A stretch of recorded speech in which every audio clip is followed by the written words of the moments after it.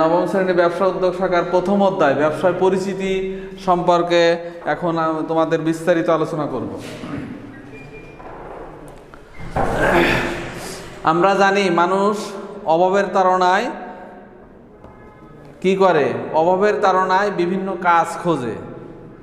এই কাজের মূলে রইল ব্যবসা। ব্যবসা অর্থ হলো কি, অর্থ ইনকাম করা, অর্থাৎ যে দামে মাল ক্রয় করা হয় তার বেশি দামে বিক্রি করলে ব্যবসায় লাভ হবে, আর যদি কম দামে বিক্রি করা হয় তাহলে সেই প্রতিষ্ঠানে লস হবে। ব্যবসার উৎপত্তির মূলে ছিল মানুষের অভাববোধ। আমরা যদি সে আদিমকাল থেকে লক্ষ্য করি তাহলে দেখব যে অভাববোধ মানুষকে একটা কঠিন সীমানায় পৌঁছে দেয়। এই অভাববোধের কারণেই মানুষ বিভিন্ন তার কর্ম করে থাকে। এই ব্যবসাও কিন্তু একটা কাজের আওতায় পড়ে। আদিম যুগে মানুষ যখন ছিল তখন বিভিন্ন পাহাড়ের ঢালে, জমিতে, বিভিন্ন নদীর কিনারায় বিভিন্ন ধরনের ফসলের চাষ করত। চাষ করে তারা যে ফসল উৎপাদন করত সেটাই তারা ভোগ করত। কিন্তু মানুষ দেখলো কালক্রমে যখন মানুষ একটু আপডেট হইতে শুরু করলো তখন দেখলো যে শুধু খাবার খেয়ে মানুষ বাঁচবে না, মানুষের বাঁচার জন্য 5টা মৌলিক উপাদান আছে, সেই উপাদান ছাড়া মানুষ বাঁচতে পারে না। এই জন্য হলো খাদ্যর পরে বস্ত্র, বাসস্থান, শিক্ষা, বিনোদন। এই কাজগুলো সমাধান না করলে একজন মানুষ সঠিকভাবে বাঁচতে পারে না। এই অভাববোধের কারণেই মানুষ কিন্তু বিভিন্ন ব্যবসার সঙ্গ তৈরি করে নেয় এবং বিভিন্ন ব্যবসা শুরু করে।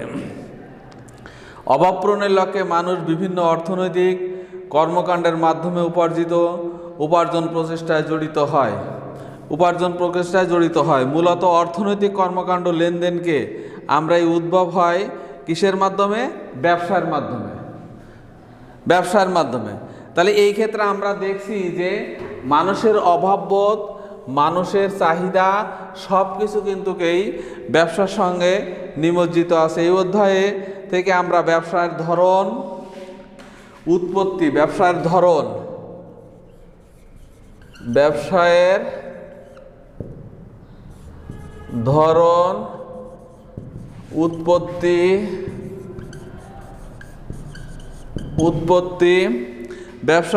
উৎপত্তি, বৈশিষ্ট্য,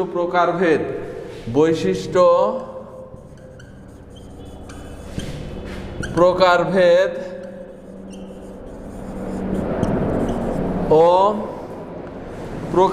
ও ব্যবসায়িক পরিবেশের বিভিন্ন দেশ সম্পর্কে ও ব্যবসায়িক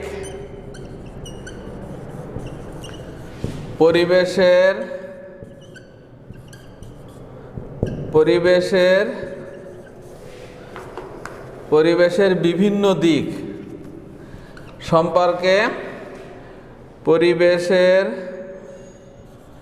বিভিন্ন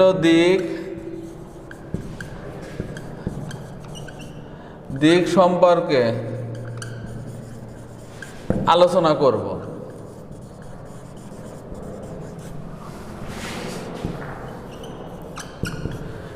তাহলে আমরা দেখতে পারি ব্যবসার এই ক্ষেত্রে আমরা দেখি ব্যবসার ধারণা, ব্যবসা কি জিনিসটা এদের একটা বদ্ধ মূল ধারণা থাকবে। আমরা প্রথমে আলোচনা করব ব্যবসার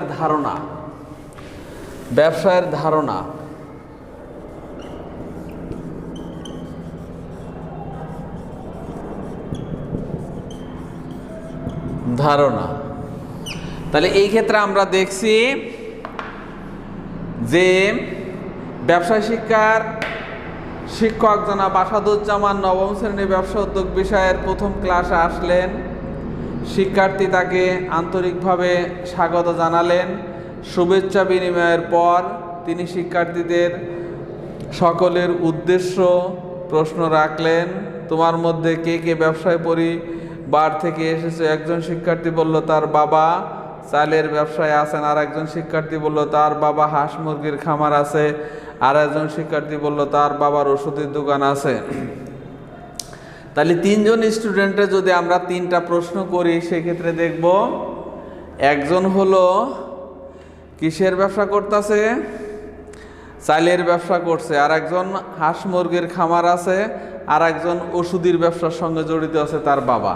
তাহলে এই ক্ষেত্রে আমরা দেখছি আমার বাবা যদি কোনো ব্যবসার সঙ্গে জড়িত থাকে তাহলে তার সন্তান ওই ব্যবসা সম্পর্কে কিছু না কিছু ধারণা সে পাবে। কারণ একজন ব্যবসায়ী সে বাসায় এসে তার পরিবারের সঙ্গে কখনো না কোনো বিষয় নিয়ে অবশ্যই আলোচনা করবে তার পরিবার সঙ্গে। সেই আলোচনার পরিপ্রেক্ষিতে তার সন্তানের অথবা শিক্ষার্থীর অবশ্যই অবগত হবে ব্যবসাটা কী জিনিসটা। তোমাদের অভিভাবকদের সবগুলো অর্থনৈতিক কাজ ব্যবসার অন্তর্ভুক্ত হবে যদি তারা জীবিকা নির্বাহ ও মুনাফা অর্জনের আশায় উক্ত কাজগুলো করে থাকে। এটা স্বাভাবিক কথা। মুনাফা অর্জনের উদ্দেশ্যে যখন কোনো কাজ করা হয় তখন তাকে ব্যবসা বলা হয়, এটা আমরা জানি। লাভ ছাড়া কোনো কাজ করা হয় না এবং কেউ করে না। সাধারণভাবে মুনাফা অর্জনের লক্ষ্যে পরিচালিত অর্থনৈতিক কর্মকাণ্ডকে আমরা কি বলতে পারি? ব্যবসা বলতে পারি। অর্থনৈতিক কর্মকাণ্ডের সঙ্গে যেটা জড়িত তাকে আমরা কি বলবো? ব্যবসা। অর্থনৈতিক কর্মকাণ্ডের সঙ্গে যারা জড়িত তাদেরকে আমরা কি বলবো? ব্যবসা। কিন্তু যখন কোনো কৃষক মুনাফার আশায় ধান চাষ করে বা সবজি ফলায় তা ব্যবসা বলে গণ্য হবে। তবে মুনাফা অর্জনের উদ্দেশ্যে পরিচালিত সকল অর্থনৈতিক কর্মকাণ্ডকে ব্যবসা বলে গণ্য করে হবে যদি সেগুলো দেশের আইনে বৈধ ও সঠিক উপায়ে পরিচালিত হয়। ব্যবসায় আরও কিছু বৈশিষ্ট্য আছে যা একে অন্য সব পেশা থেকে আলাদা করা হয়। ব্যবসার সঙ্গে জড়িত পণ্য বা সেবার অবশ্যই আর্থিক মূল্য থাকতে হবে। ব্যবসার আর একটি বৈশিষ্ট্য হলো এর সাথে ঝুঁকির সম্পর্ক। মূলত মুনাফা অর্জনের আশাতে ব্যবসায় অর্থ বিনিয়োগ করে থাকে। আমরা জানি ব্যবসার গুরুত্বপূর্ণ কাজ হলো কি? ঝুঁকি। তো এই ঝুঁকিটা কি সেটা আমাকে বুঝতে হবে। ঝুঁকিটা হলো তোমার টাকা সম্পূর্ণ মাল করার জন্য ইনভেস্ট করা, অর্থাৎ লাগানো। এই টাকাটা যতক্ষণ পর্যন্ত তোমার হাতে ফেরত না আসবে ততক্ষণ পর্যন্ত তুমি ঝুঁকিতে আসো, তুমি একটা টেনশনে আসো। এরই নাম হলো ব্যবসা। অর্থাৎ মনে করো তুমি 10 লক্ষ টাকা দিয়ে চাউল কিনলা বগুড়ায় চাউল কিনছো। এই চাউল যতক্ষণ পর্যন্ত তোমার গোডাউনে না আসবে ততক্ষণ পর্যন্ত তোমার টেনশন কাজ করবে যে চাউলটা আমার এখনো আসলো না, এর পরবর্তী কার্যক্রম কি, সেটা আমি কি নির্ধারণ করবো, এরা হইতে পারে না। আবার দেখা যাইতে ব্যবসায় ঝুঁকি যে এই চাউলগুলো আসার পরে যমুনা ব্রিজের রেলিং ভেঙে চাউলগুলো নদীর ভিতরে পড়ে গেল, তখন তার বিরাট ক্ষতি হয়ে গেল। সেই ক্ষতি সাধনের উদ্দেশ্যে তাকে ব্যবসা করতে হবে এবং রিস্ক নিতে হবে। আমরা জানি ইংরেজিতে রিস্ক হলো ঝুঁকি ছাড়া কোনো ব্যবসা হয় না। মূলত মুনাফার অর্জনের আশাতে ব্যবসায় অর্থ বিনিয়োগ করে। ব্যবসায়িক কর্মকাণ্ডের মাধ্যমে মুনাফা অর্জনের পাশাপাশি অবশ্যই সেবার মনোভাব থাকতে হবে। ব্যবসায় আরেকটি গুরুত্বপূর্ণ দিক হলো এতে নৈতিক, সামাজিক ও দায়বদ্ধতার বিষয়টি বিবেচনা করা হয়। ব্যবসার উৎপত্তি কিভাবে হয়েছে আমরা সেইভাবে আলোচনা করব। ব্যবসার উৎপত্তি ক্রমবিকাশ। ব্যবসার উৎপত্তি ক্রমবিকাশ এটাই আলোচনা করব আমরা। দেখি ব্যবসায়ের উৎপত্তি ও ক্রমবিকাশ সম্পর্কে আমরা আলোচনা করব। তাহলে ব্যবসা কোথা থেকে উৎপত্তি হলো? আসলে দিনে দিনে মানুষের চাহিদা বৃদ্ধি পায়, অভাব বৃদ্ধি পায়। অভাববোধের কারণে মানুষ ব্যবসা পরিচালনা করে থাকে, অর্থনৈতিক কর্মকাণ্ড বাড়তে থাকে। ফলে শুরু হয় পশু শিকার, খাদ্য শস্য উৎপাদন, পণ্য বিনিময়ের মতো কর্মকাণ্ড। কিন্তু পণ্য বা দ্রব্য সীমাময় করলেও প্রয়োজন মেটানো যায়নি। ফলে দ্রব্য বিনিময়ের ফলে বিনিয়োগের মাধ্যম হিসাবে স্বর্ণ, রৌপ্য মুদ্রা ও পরবর্তীকালে কাগজি মুদ্রা প্রচলন হয়। ব্যবসায় ক্রমবিকাশের ধারাকে প্রাচীন, মধ্য, আধুনিক এই 3 যুগে ভাগ করা হয়েছে। কি ভাগ করা হয়েছে? প্রাচীন 1 নম্বর হলো প্রাচীন, 2 নম্বর হলো মধ্যম, আর 3 নম্বর হলো আধুনিক। 3 নম্বর হলো কি? আধুনিক যুগ, প্রাচীন যুগ, মধ্যম যুগ, আধুনিক যুগ।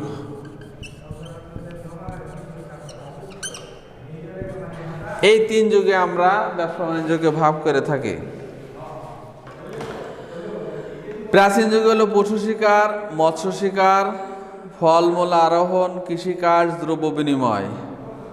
মধ্যযুগে হলো বিনিময়ের মাধ্যম হিসাবে দুঃসম্প্রাপ্য শামুক, ঝিনুক, কড়ি বা পাথর ব্যবসা, বিনিময়ের মাধ্যম হিসাবে স্বর্ণ, রৌপ ও অন্যান্য ধাতব দ্রব্যের ব্যবহার, কাগজি মুদ্রার প্রচলন, বাজার ও শহর সৃষ্টি, ব্যবসা সংগঠনের উদ্ভব। আধুনিক যুগে আমরা দেখব যে শিল্প বিপ্লব।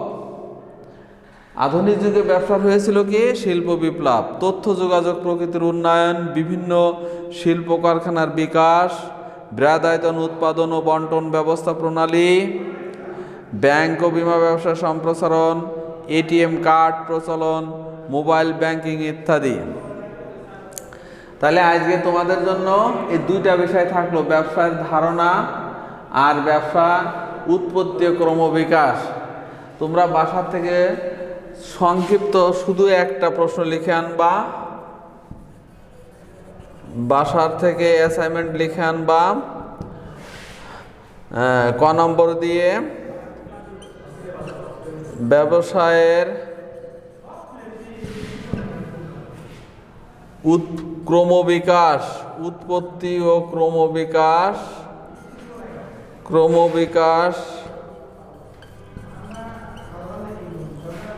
কিভাবে হয়েছিল,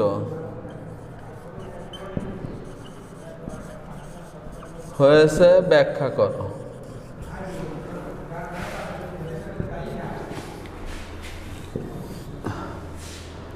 আজকে তোমাদের জন্য এই পর্যন্ত শেষ। আগামী দিনের পড়ার হলো কি অ্যাসাইনমেন্ট, ব্যবসায়ের উৎপত্তি ক্রমবিকাশে কিভাবে হয়েছে তার ব্যাখ্যা করো। ঠিক আছে, সবাইকে ধন্যবাদ। আসেন, কেডা আসবেন?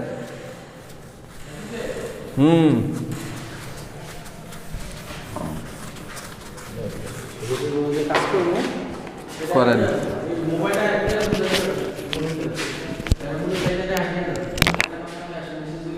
না, এটা তো বুঝি না, এটা আমার ক্লাসটা কিভাবে থাকবে, কোনটা হ্যাঁ, আবার ক্লাসে যাই কোনটা